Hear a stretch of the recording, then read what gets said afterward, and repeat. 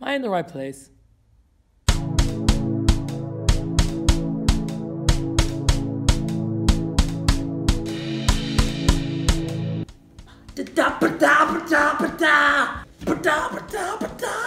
Welcome to OrangePorange News. Today we are going to talk about Kevin's stories. Yeah. So, welcome back to another heck-wrenching OrangePorange video. Yeah. What the freak. It's too late to turn off the video now. I already gave you an opening back when I said heck.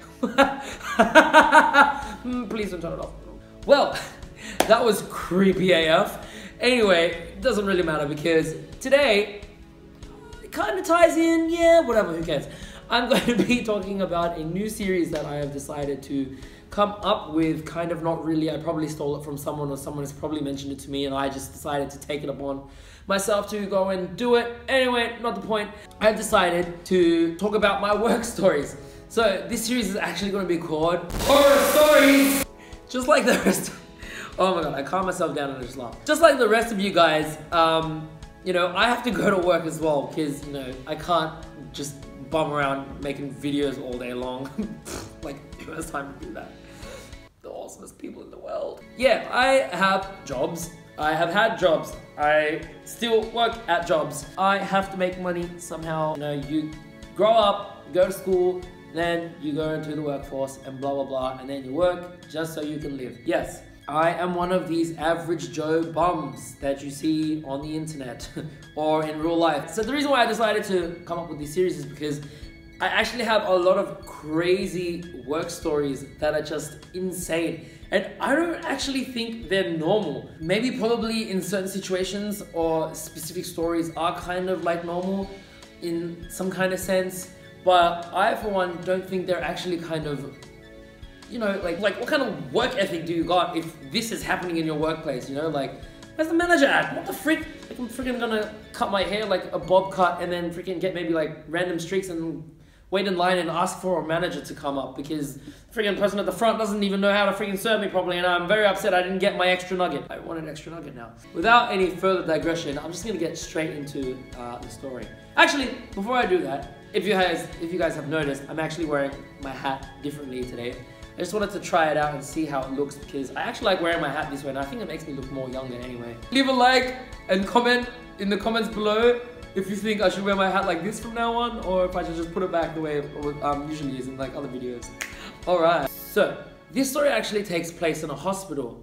Now, I don't want to name the hospital, so what I will call it, we'll just say it's called St. Venonat's Hospital. Yes, I like Pokemon. We're gonna turn the hospital into a Pokemon. So I recently worked at St. Venonat's Hospital, like maybe last week or something like that. And then something happened and then I was just thinking to myself, man, this is crazy. Like, why did this actually happen? And then I was like, you know what? Maybe I'll just, you know, make a video about it and talk about it. Because I have been planning to do it for a long time anyway. So, I actually work in the food distribution section. So basically what I do is I transport the food to patients and I serve instant tea and coffee to the patients as well. And then we just collect the trays after they're finished and we just go downstairs and we wash them and blah, blah, blah, whatever, blah, blah, blah. So we do that kind of stuff. So basically that's what we do. And you know, it sounds pretty simple, right? Yeah? Well, you're dead wrong. It's not simple. So, this is actually one of the most difficult jobs I've ever had in my life. You know, it's very physically demanding, it's time consuming, and also the things you see, well, let's just get into that right now.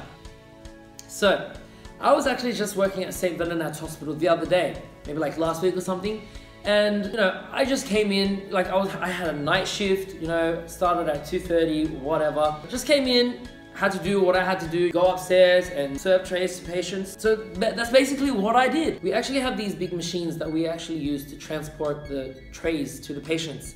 So we have those and you know, each machine like takes up maybe like 30 trays of food or whatever. So we take those up to the wards. Another thing I want to mention is that the ward that I was going up to, it's actually a ward that has most of the dementia patients in and a lot of the elderly people actually stay in that ward. I was there that night. So I'm just casually doing my own thing, minding my own business, just taking up the trays out of the machine, taking them to the patients, going up to them, saying, good evening, ma'am, also, here is your dinner. Them accepting it so politely.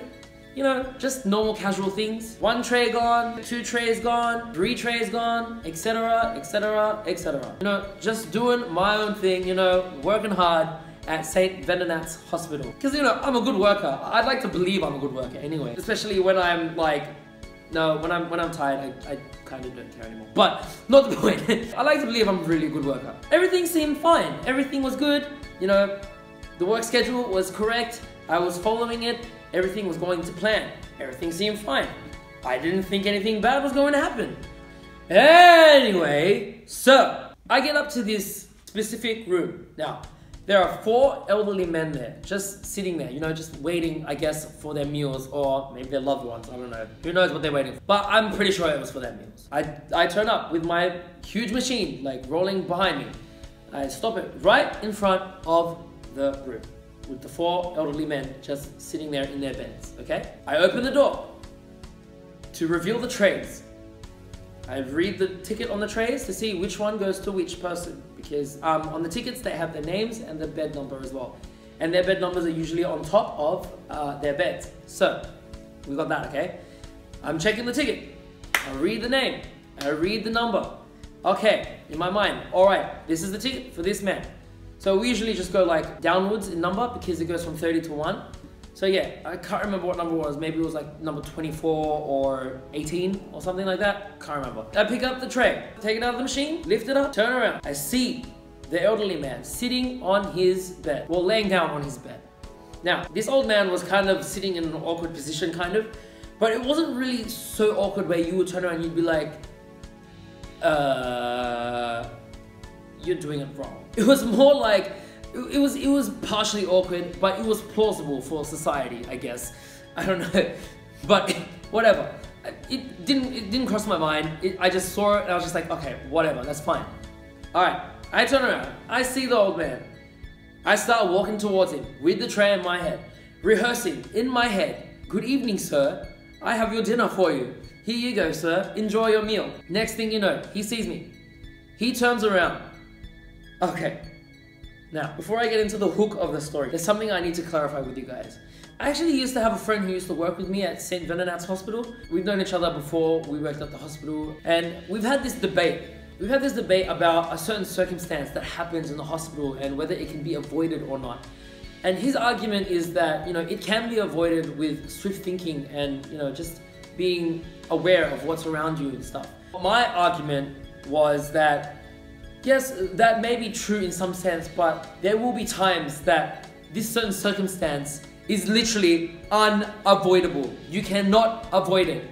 So my friend argues that if you see a patient who has drapes around their bed, then before you enter in, or before you pull it away, maybe you should like call out and say that their dinner is ready, call out their name, be notified that you're there. Or if someone's in a room, whatever, just knock on the door before you go inside. So to, you know, just to let them know that you're actually entering with their dinner in your hand, or lunch or breakfast, whichever time you're working. I do agree with my friend in this regard because I have done it myself on many occasions and it has helped so many times. But there are moments, no matter what you do, no matter what you say, no matter where you think, unless you quit your job, there is no way you are going to avoid this situation. Like, I am like not even joking. Which comes back to my story. As I approached the elderly man who was laying down in his bed with the tray in my hand, literally my eyes were in that direction, going straight towards him, looking at the tray, looking at him, walking straight up to him, very slowly, might I add, rehearsing what I was gonna say to him. He turns around, he sees me, he decides he wants to get up. He moves his right leg from one side of the bed all the way to the other side. Yeah, and to my surprise, what I saw was a surprise right there in all its glory. This old man's masculinity just sitting there, embracing freedom in open space it has just received in that brief 2 seconds. Guys, I'm really scarred, like, oh.